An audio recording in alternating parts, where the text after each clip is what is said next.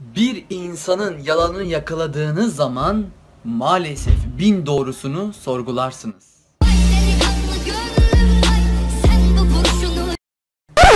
Çünkü güven söz konusu. Arkadaşlar bu videoyu benim paylaşmanız bizim için çok önemli. Hadi videoya geçiyoruz.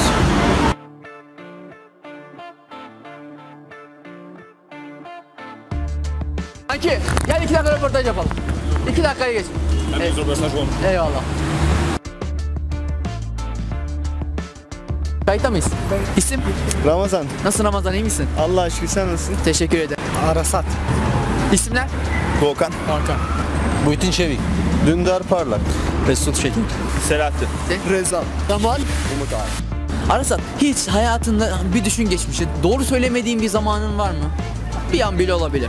Doğru söylemediğim. Evet. Yani yalan söyledin. Var. Var mı? Kime söyledin? Genellikle sevgilime. Ramazan, daha önce hiçbirine yalan söyledin mi? Söyledim. Kime söyledin? Çok. Vallahi. Sen? Çok az. Çok yalan söyledik. Hayatımız yalanla geçiyor. Kime söyledin abi? Herkese söylüyoruz. Gel yaklaş.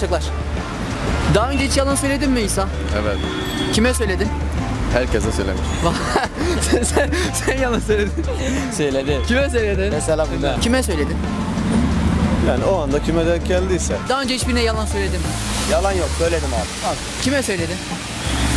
Arkadaşım olsun. Ondan sonra tanıdıklarım olsun. Söylemiştim yani. Abi çevren var geniş, hani bir analiz ettiğin zaman insanlar neden yalan söyler? Daha önce hiç yalan söyledin mi? Doğru söylemediğin bir zamanın var mı? Oldu.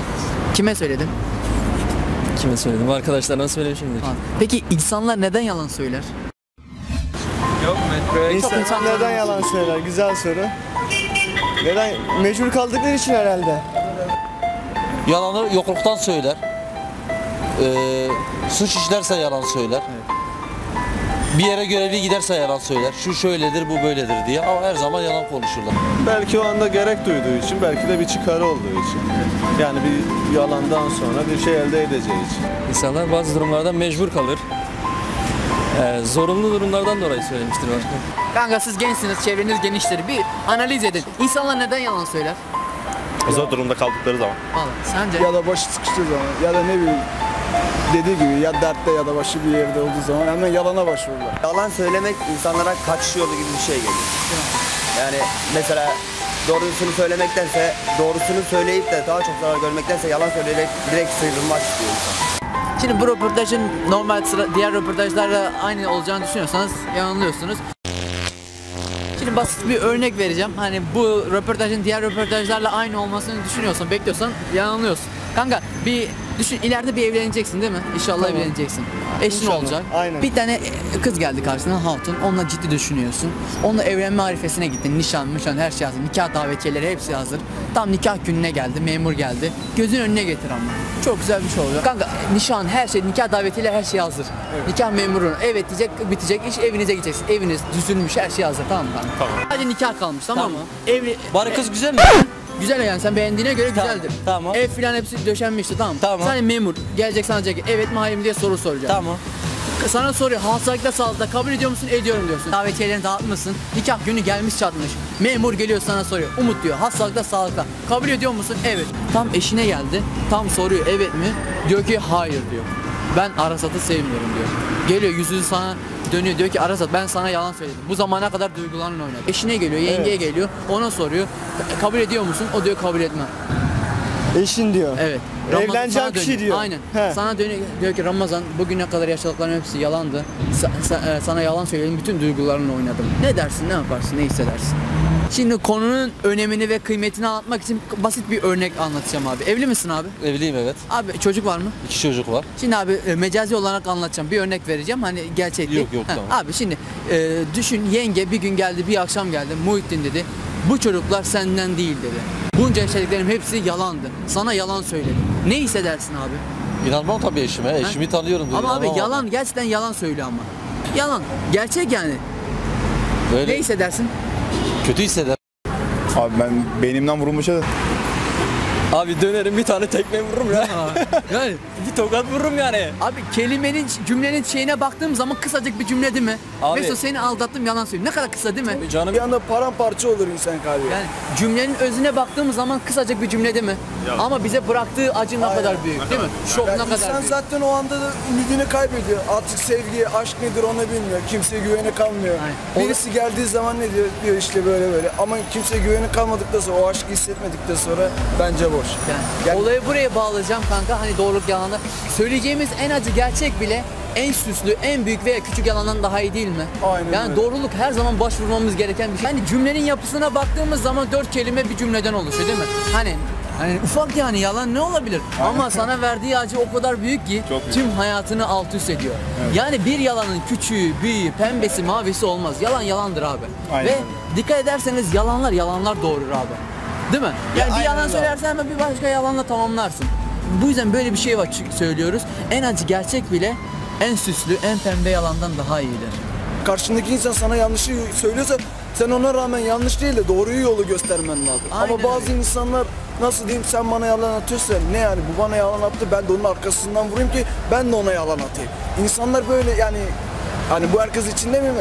İnsana iki yüzlü olmuş, karaktersiz olmuş. Yani insanların ikiyüzlülüğü senin Aynen. ikiyüzlü olmanı gerektiriyor mu? Hayır, Değil gerektirmiyor. mi abi? Yani yalan hayatımıza, dünyadaki insanlar o kadar çok nüfuz etmiş ki dikkat etsen bazı cümlelerim şöyle başlıyor. Doğru söylemek gerekirse. Bak bu cümleler hep böyle Ya da başlıyor. yemin etme ihtiyacı hissediyor. Aynen öyle. Toplumlar nelerden oluşuyor? Bireylerden. Ya biz senden, ufak yalanlar benden oluşuyor. söylüyoruz ama. Abi bak sonuçta yalan yalandır değil mi Evet, abi? biz Ve ufak. yalanlar yalan doğurur. Değil mi abi? Yalanın sonu yok gerçekten. Sonu yoktur ama İnsanoğlu nasıl yaratılmıştı biliyor musun abi? Masumiyetle, doğrulukla, merhametle yaratılmış. Ufacık çocuğa bak nasıl feyiz alıyorsun, mutlu oluyor değil mi Evet. insan? Yani yalan, kötülük sonradan öğrenilmiş bir davranıştır değil mi abi? Biz yalan söylediğimiz zaman maalesef masumiyetimizi gün bir gün kaybediyoruz abi. Dünyadaki bütün kaosların, insanların bu birbirini çekememezliğinin temelinde hep bir yalan var. Tabii ki. Bir Sevgisizlik aldatma var. vardır. Aldatma vardır abi. Abi yani bir insanı gerçekten değiştirmek istiyorsan bunu önce kendimizden başlamamız lazım. haklı, çok güzel bir şey. Bizim doğruyu söylememiz lazım. Öyle değil mi abi? Şimdi bizim söylediğimiz yalanlar başkalarını aldatmak olmuyor mu? Evet. Hani bu yalanın küçüğü büyüğü fark etmiyor. Yalan Hem yalan. kendimizi aldatıyoruz hem başkalarını aldatıyoruz. Değil mi abi? İki taraflı. Biz yalan söylediğimiz zaman maalesef masumiyetimizi, güvenimizi yitiriyoruz. tabii ki de doğru. Yani birini aldatılmak ne kadar kötü bir şeyse birini aldatmak da o kadar kötü bir şeydir abi. Yani. Değil mi abi? Tabii ki de. Tam da bu noktada abi Hazreti Ali çok güzel bir sözü var abi. Diyor ki abi 1000 kere mazlum olsan da, 1000 kere sana yalan söylemiş olsalar da, 1000 kere kalbini kırmış olsalar da bir kere zalim olma. Tamam. Bir kere kalp kırma. Yani bundan sonra en azından dikkat edelim. Yani bizim burada ne yapmamız lazım? Kendimizi değiştirmemiz lazım, eleştirmemiz lazım. İnsanları yargılanmadan kendimizi sorgulamamız lazım, okumamız lazım, doğruyu söylememiz lazım daima. Bir kardeşim çocuğum mesela sana geldi, babacığım bunu ver dediğinde, sen ona güzel bir dille durumum yok desen, emin ol söyleyeceğin yalandan daha iyidir. İşte olabilir. Değil mi abi? Olabilir, yani o biz da doğru. insanoğlu her zaman yalana başvuruyoruz. O da olabilir. Bak abi senin söylediğin o yalan o çocuğun hayatını değiştirebilir. Değiştirebilir. Bak ne düşünecek biliyor musun? Vay ben babamı örnek alıyorum. Babam çok güçlü. Babam çalışkan. Demek ki bu çalışkanlığını yalana borçlu. Ben de yalan söyleyince güçlü olacağım onun gibi. Bak ufacık çocuğun hayatını mahvetmiş olduk. Evet, doğrudur. Doğru mu? Dünyayı değiştirmek istiyorsan kardeşim bunu önce kendimizden başlamamız lazım. Okumamız lazım, araştırmamız lazım. Ama biz oturduğumuz yerde insanları yargılarsak, insanların kusurlarını ararsak biz maalesef bir yere varamayız. Bizim daima doğruyu seçmemiz lazım. İnsanoğlu nasıl yaratılmıştır biliyor musun? Ufacık bir bebeğe bak, masum, şefkatli, doğrulukla yaratılmıştır. Yalan, kötülük sonradan öğrenilmiş bir davranıştır. Yani insanın ruhunda zaten temelinde güven vardır. Yani biz birbirimize zaten, biz zaten meyilliyiz de zaten birbirimizi sevmeye. Kötülük neyden başlar? Arkadaşlıktan başlar. Ortamdan başlar. Ama bak o arkadaşlık ortama giren kim? ben. Sen değil mi? Aynen. İlk adımı atan kim? Sen. Aynen öyle. Aldatılmak iyi bir şey mi? Çok Söylediğin her yalan birini aldatmaktır yani. doğru. Mevlana'nın galiba güzel bir sözü var. Şöyle diyor ki benim arkamdan konuşmuşsun, benden utanmışsın da Allah'tan utanmamışsın. Yani bundan sonra en azından kendimizi değiştirmemiz lazım. Doğru. Buna da dikkat eder misin? Evet. Söz mü? Söz. Bak söz verdim. Gel sağ ol. Kendine iyi bak. Bu bir farkındalık videosuydu kardeşim. Katıldığın için teşekkür ederim. Rica ederim. Paylaşacağım izin olursa. Tamam, Gel hadi. sağ ol. Teşekkür ederim, İnşallah sağ bundan ol. sonra dikkat edersin. Dikkat ederim. Söz mü İnşallah. abi? Söz. Gel sağ ol. Görüşürüz. İnşallah bu videodan sonra kendimizi değiştiririz. Söz mü kanka? Söz kardeşim. Mücadele edin en azından ya. Hakkını et kanka. Helal olsun. Sağ ol kardeşim. Paylaşacağım. Söz mü kanka bundan? Söz ya. Vallahi.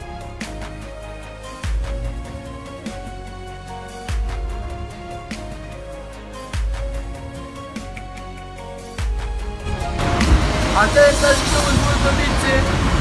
Buradan bir sonuç çıkarmamız gerekiyor ki insanlar doğruluktan asla şaşmaması gerekiyor.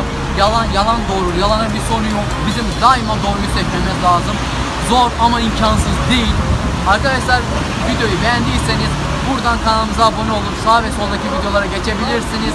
Düşünceleriniz bizim için çok önemli. Yorum kısmında bize belirtirseniz çok önemli. Yani yorum kısmında bize belirtirseniz çok önemli. Kendinize iyi bakın. Görüşürüz.